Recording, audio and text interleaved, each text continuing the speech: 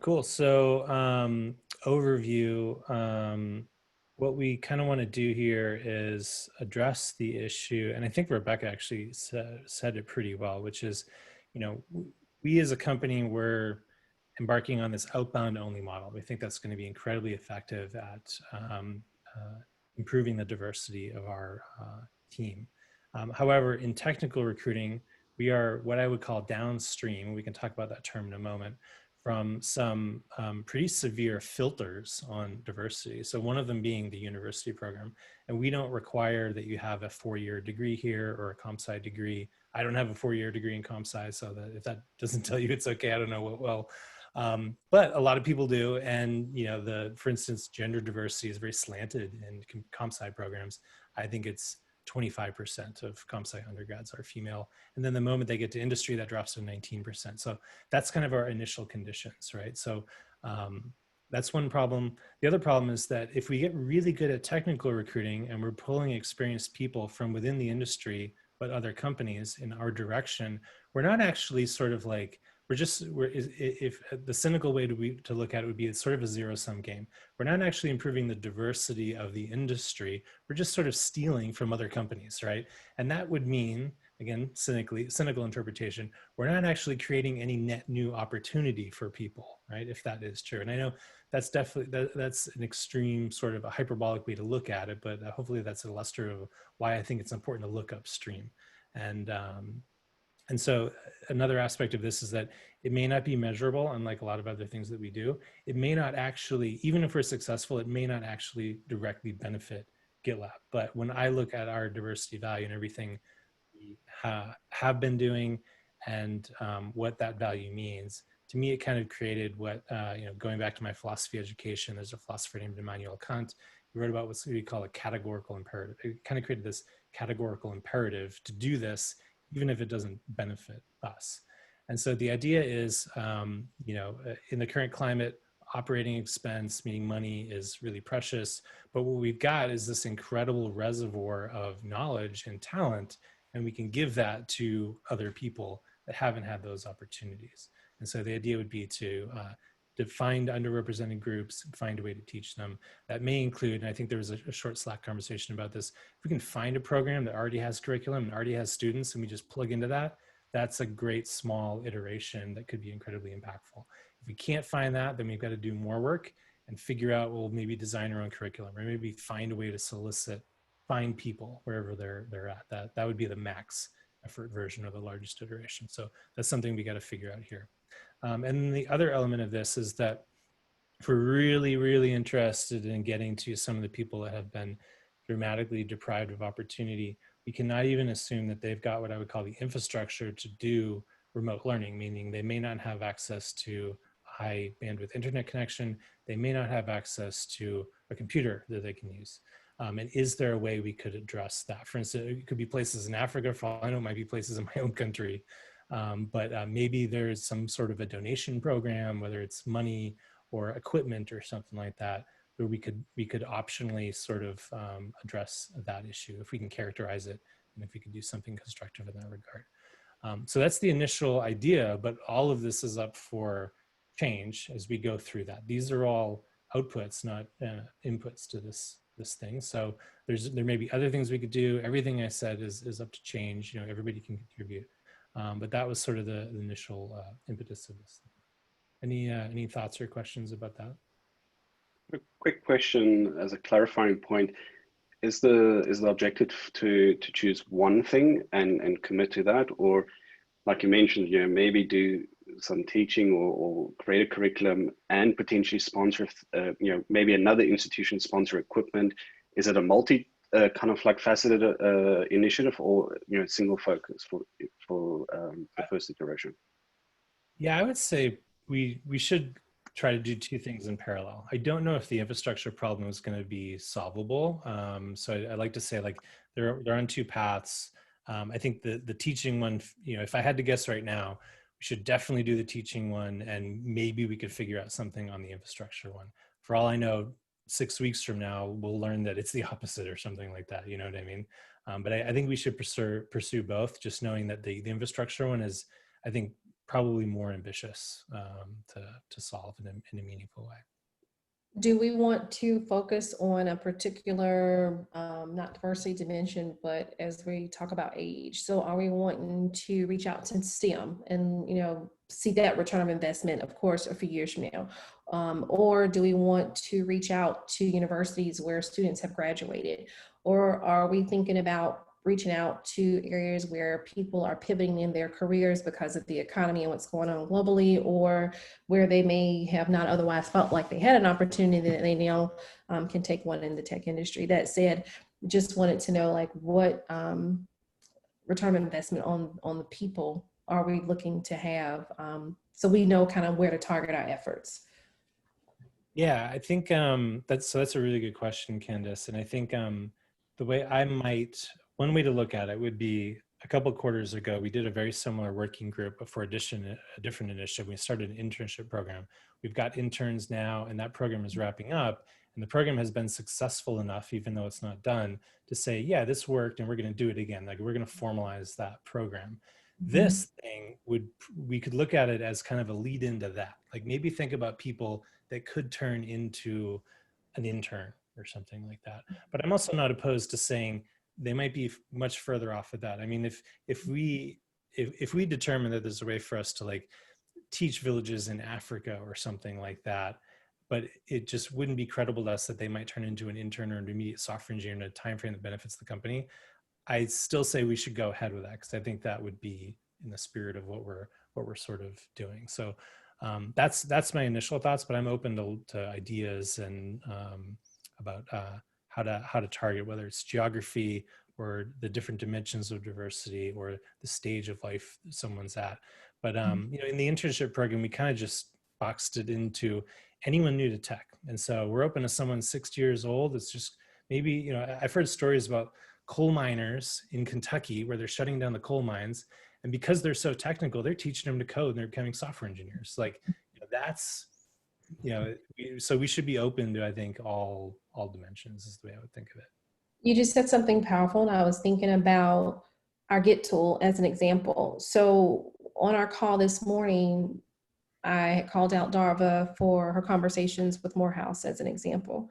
That said, if we are looking to create, and she had mentioned, hey, whatever, and we can also sell them our tool to these universities so that they are, we now have, a return of investment on ourselves as well.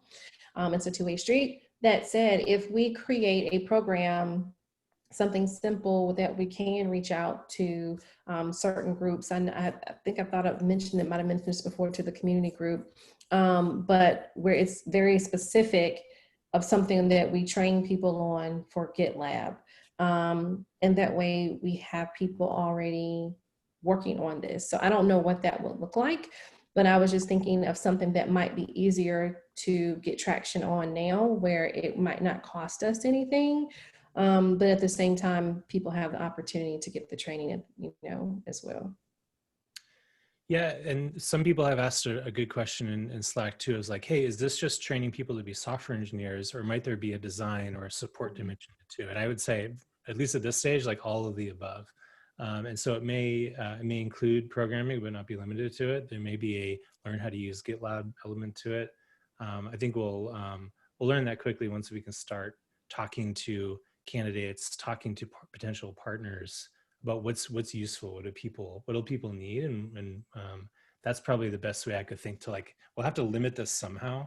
If we can do it based on what they're saying they need, it'll become pretty clear what we should think about providing. So I'm open to anything at this point. Could I propose that maybe our focus is on identifying potential candidates for a program, and then from there trying to understand what their interests are so that we can sort of build a curriculum around that and go from there. At this point, I think the hardest part that I have is like identifying people to reach out to, and I don't know the best way to do that. Yeah, well, in number 5 down below, I sort of pre-sold this concept to Sid a month ago, and he's actually done a bunch of this stuff personally. Like, he, after one of the latest secondaries, I think he gave like 50 laptops to Africa or something like that, and said, it's it's a small thing in the scheme of things, but he found that very personally rewarding. And so he's actually had some of these conversations, and he gave me this list of conversations and founders he's aware of and stuff like that. So I would say probably if you can find candidates to talk to, great, but we should probably start with partners, because if you find a partner, you potentially find tens or hundreds of candidates, and it's kind of a leverage way to get to more people. And if that doesn't work out, then yeah, we're stuck doing our own curriculum and finding our own candidates to teach. Do we have the list of people that Sid sent the laptops to, just out of curiosity? I don't know. That's I'd just be curious to start with them. He did share with me as well. I don't know if it's something he wanted to share out, but he shared the same with me as well. I'd love to just reach out and say, hey, how are things going? Do you want to chat with someone who might be able to give you some pointers, or, you know, just get, just provide some one-on-one time to see what are your interests and what, you know, advice or guidance can I provide just to go in the direction that nurtures those interests? Yeah, I think that's a fair question to ask. He may say no, or if he worked through a partner, they may have privacy concerns and he doesn't even know who they are, but that's a fine thing to ask him in the CEO channel and just say, hey, I'm part of this working group and we're looking to get more information about what's useful. Would there be a way to talk to some of the people you gave laptops to a few months ago? I just want to call out, we're halfway through our time. Maybe there's quite a few items on the agenda. We want to get through them. Sure. Yeah. 4 is something I talked about this in office hours, and this was something came up, and I'm thinking back 2 weeks ago, and most importantly, across my vacation. So apologies if I'm remembering this wrong, but I believe that Robert, you had the thought of like, you and Darva both said, hey, is Upstream Diversity the right name for this thing? Robert, I think your concern was, well, is it more about inclusion than diversity? And Darva's thoughts were, well, Upstream feels a little bit sort of clunky to me. So I'm definitely open to renaming it. If I was asked to rename it, I would say, why don't we just be extremely literal and say teach underrepresented groups or teach URGs, just to be very literal and also sidestep all the terminology stuff about diversity and things like that. But how does everybody feel? Is Upstream Diversity clear or not? Is teach URGs a good alternative if it is clunky? Candace, you especially have, I think, the most experience with these sorts of. I was thinking in my head, I apologize for cutting you off, and it just took me back to this. Seems very similar to being a bridge. When I had a conversation with Nadia, one of the things that when she was saying, hey, she's had people reach out to her externally that may either want informal mentoring, exposure to some things, want to have conversations with team members. And so it popped into my head that moment. I said, what about be the bridge? And so I don't know if we want to connect, if what everyone's thoughts are to connect something to that, connotation, that nomenclature of being the bridge, or build upon that. We definitely know that the focus would clearly be for underrepresented groups. But I don't know, just more, gather more thoughts, because what I would envision listening to what you vision, Eric, your vision is for this. It feels like it might be a broad can't talk today, a broad reach for several groups. And so I just, I don't know. I'm just wondering, I don't want to limit it, but actually, you're onto something interesting here where I'm talking about the working group, where this working group is meant to design a program and then the working group dissipates, it goes away. But we do need to, if we're successful and create a program, we actually have to name that program. So your suggestion of being the bridge, that might be a good output for the working group, which is like, yeah, we gotta name this thing, and that's a good candidate for it. Whereas the working group is just like, what do we call this meeting for 3 months? And then it goes away forever if we're successful. I'm going to drop this in the chat, but I'll also put it in the Google Doc. But here is, we really haven't done a lot with it, but this was just the current process. If people are interested externally, whether it be, again, learning more in the space. And so I think this might be a good complement or build that out, and make this more than what it is. I definitely think it's something we can run with. Okay. Well, I do think that, deciding what the team name is it's interesting, but not super important. Upstream diversity does not appear to be an industry term exactly, but we're not trying to make it be either, right? So it feels okay to me.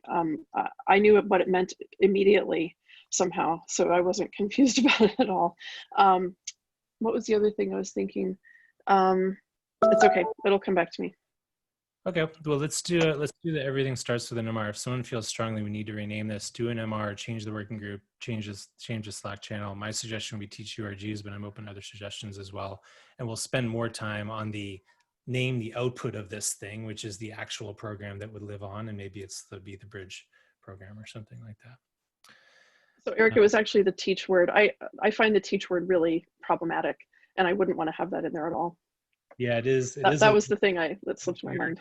Like top down sort of thing. So yeah. So to be transparent too, this conversation turned into 45 minutes of my office hours, which tells me there's a little bit of a danger zone here. We can actually get really wrapped around Axel and terminology when what we actually want to do is help people. So let's just put this one aside for now. If someone wants to do an MR, Rose and I will consider it, and let's get back to actually improving someone's life in station. Totally agree. Cool. All right. Raw notes from Sid are just exactly what I said. There are ways to get us started and stuff like that, and we can ping him if we need an intro or something like that. So on to Greg for number 6. All right. Yeah, thanks, Eric. So I had just a few ideas that have been bouncing around in my head since this initiative, since I found out about it. One would be kind of in the same vein. Well, let me give you a little background. I do have some experience with this because my mother, she actually worked in education, in corrections. For 21 years, she worked at a penitentiary, and prior to that, she worked at juvenile detention centers. And so I was thinking, I know incarcerated people, one of their biggest obstacles is having a criminal record. What if we reached out to people who maybe they don't have a permanent mark on their record, who are young, as people in juvenile detention centers? I feel like this population, they could use something productive to put their energy towards, something to work toward a better future. And I think maybe if we could find some, if there's a educational or instructional program that's kind of uniform in juvenile detention centers, if we could work with a partner to kind of get our training or whatever output we have, maybe in that environment. As far as well, Native American reservations, this is something that's close to my heart. This is actually something I've been thinking of for a long time. Where I live in the Southwest, there is a large population of Native Americans, and they live on federally designated land for them. And I feel they are having several different problems. One is an extremely high unemployment rate, and the other is kind of losing touch with their culture. In increasing numbers, people are moving away from the reservation, away from their family, and in pursuit of work and a living. In Utah, we have what's called the Rural Online Initiative, and part of that is a lot of these reservations are getting fiber internet for the first time. Now, they may not necessarily have computers to connect to fiber internet, but this population is getting connected for the first time. So the infrastructure is almost there. And I'm thinking this could be a good way for, if we encourage them to work remotely and do training at home, perhaps it'd be a double benefit. One, we help them find employment, and we can help them preserve their culture. Main concern would be we definitely want to work with a partner on this, a tribal council. I don't want any chance of like cultural appropriation or trying to force them to learn tech. I think if there's a curiosity and a desire, maybe we could meet that need with some free resources. And maybe genericize it to like indigenous populations, because this is very like where you and I live, but in Australia and other places, there's people in similar plights, but also with substantial differences to like the American indigenous population. Yeah, exactly. That's great. I do think Native American is too limited. Um, Another idea I had, unemployment offices. Often when individuals go to file for unemployment or unemployment insurance, there are resources that the unemployment office offers in terms of career training and locating jobs. Perhaps we could, like, for example, I know there was a partnership with Treehouse, which is for basically web development training. And in the state of Oregon, anybody could get a free premium subscription to Treehouse, and that was offered through the employment and unemployment office. And then as far as hardware donations, this is something I do have some experience with. For international, there's a organization I was previously part of called LabDo, and there's also one in the United States called Free Geek. And these organizations essentially take donated old laptops, old hardware. They install a Linux desktop on them, very lean, so it doesn't have a lot of hardware requirements. And it has basically everything that somebody would need to get started coding or learning system administration, DevOps, including web browser, Slack, like all of the tools that we use just come pre-installed, and we could essentially donate through that. Or the cheap option, if we want to purchase them outright, would be just Chromebooks. I know Linux Foundation in the past has given Chromebooks as part of their training for their certifications. So I think for most things being web-based and yeah, just so much available online, I think that the hardware requirements would not be that high. We could get relatively cheap Chromebooks, maybe a bulk discount. That's great. Yeah, We're coming on time, and maybe we should quickly talk about next steps, how people can asynchronously keep pushing this discussion forward. Yeah, and I think Rose is out this week, I think, and she'll be the go forward facilitator. So she'll keep us on task. Is that right, for future instances? So this is kind of the kickoff. The kickoff is always kind of a brainstorm. That's okay. Rebekah, we can definitely roll your stuff forward to the next one. So we're making sure we're giving all those suggestions voice. But I think the main thing would be to identify maybe a set of DRIs who are willing to formalize this list of potential vendors for education programs, and start to reach out to them and learn and develop contacts and stuff like that. That might be the best use of the next 7 days. Anybody would like to volunteer to maybe lead that action for now?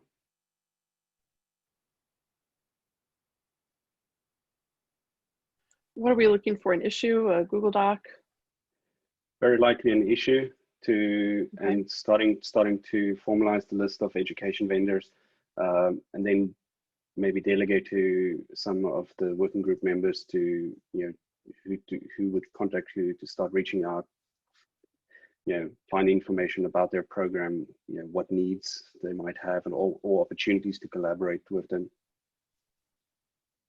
And then, yeah, I think with those early conversations, we'll be able to develop some criteria. Like we talk to vendors, I think we'll become opinionated about like, how are we assessing these vendors? Like I can't even say I know that today, but once we have a few introductory conversations, I think we'll quickly know, oh, this one only works in the state of Florida. We clearly need to have a vendor that has a more global footprint or something like that. So we can say global presence would be one criteria or something like that. I'm sure there's a whole list of that stuff, but that's definitely one of the outputs. So we need to have a checklist form by which to evaluate these vendors. And then obviously we need a complete list of vendors and stuff like that.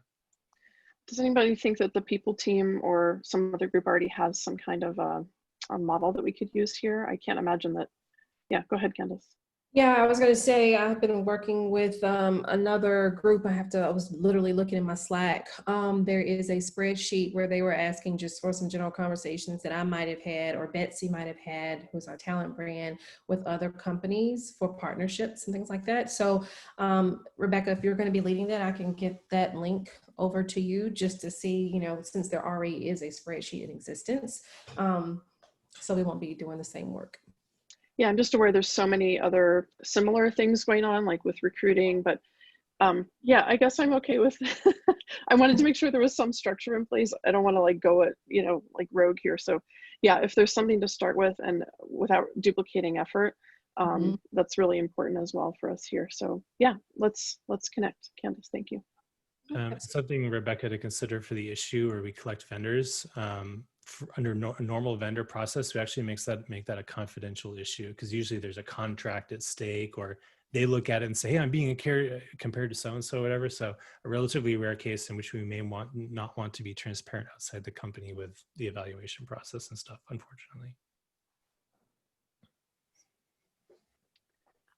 Cool, thanks for I will just... Go ahead, Robert. I'll just ask, I don't feel like we got to a place where starting the vendor lookup process, like we're not at the point of identifying how we even want to approach this. So we're pursuing a path before we've explored like what the whole program means. And there's a whole lot more out there. So I feel like that's really premature. Like we're putting the cart before the literal horse. So we're over time, so I guess we could get an async discussion going on that. But the intention, Robert, was to start to build a framework through starting the bottoms up process. Like we can't do a top down process right now, and that would take a long time. But if we start the bottoms up process, I think we'll become opinionated. Like I said, we need a global vendor. We need ideally one with students ready, ideally one with curriculum created. Like that's at least a sketch of a way to evaluate vendors, but I think that framework will become really clear from those initial conversations. So I'm not worried about it, unless Rebekah would say she's worried about it. I'm not worried about it. It's more narrow than I think some of us maybe thought coming into the call, but that's fine.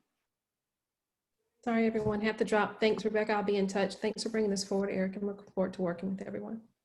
Okay. I would maybe just, we need to wrap up, but I think we would maybe just say that putting an initial list of vendors down doesn't make a commitment to anything. It's literally see it as a brainstorm.